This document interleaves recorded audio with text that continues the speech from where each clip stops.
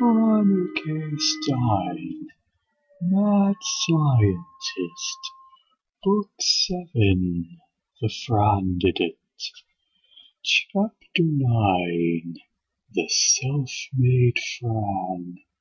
Franny walked into the classroom confidently. She was wearing the Frandidate skin, and since the Frandidate was sensing only what Franny wanted it to be, it looked a lot like Franny, although maybe a little taller and a little less mad scientisty.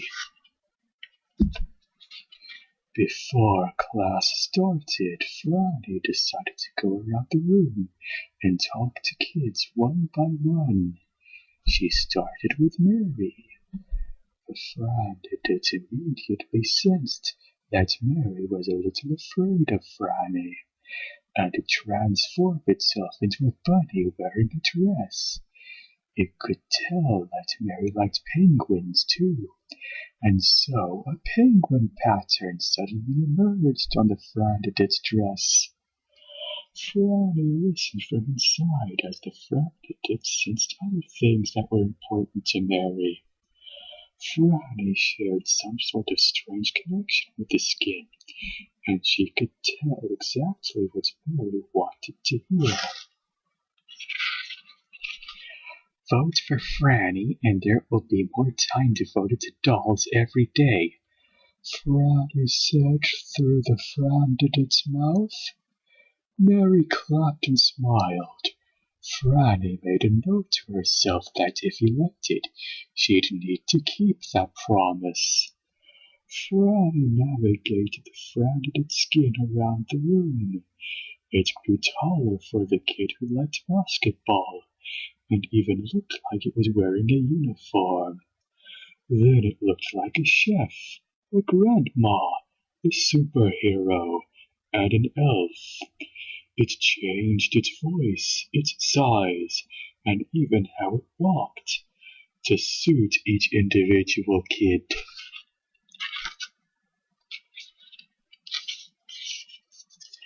The skin gave Franny the ability to sense what each kid wanted to hear, and so she talked about the things each kid liked. And sometimes Franny didn't talk at all. She discovered that the Frandidate could do the talking all by itself. It didn't have a big brain, but this talking didn't seem to require a lot of thought. Franny just sat back and enjoyed the ride. And after she had finished talking to everybody, Franny took her seat. Franny for president! Franny for president! All the kids chanted. Even the kids who had been running against Franny were cheering for her now. Miss Shelley didn't know what to think, but there was only one conclusion to make. Looks like we don't even have to vote, Franny. You win by a landslide.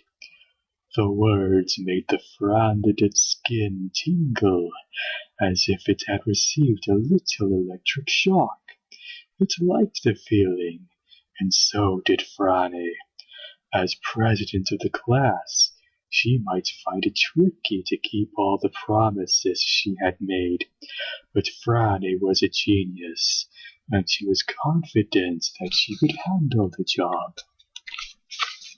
Chapter 10. From the pig house to the white one. Franny was delighted.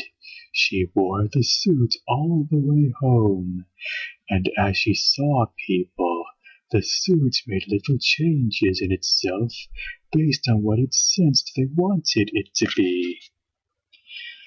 When she got home, she looked in the mirror.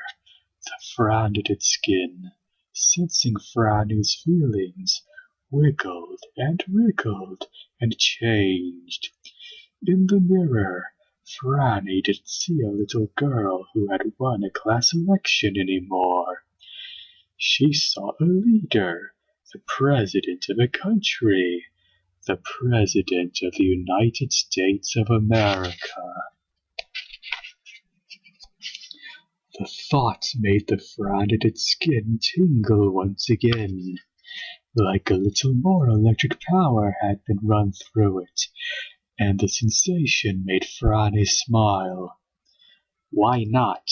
she said.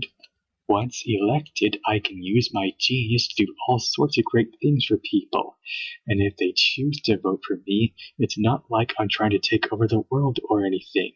It's their choice." Franny started to slip out of the Frandidate suit, but the zipper stuck and she couldn't get the suit all the way off. "I'll fix the zipper later," she said, walking around with the skin halfway off. "Igor, warm up my satellite snagger," she said, and Igor pointed the device toward the sky.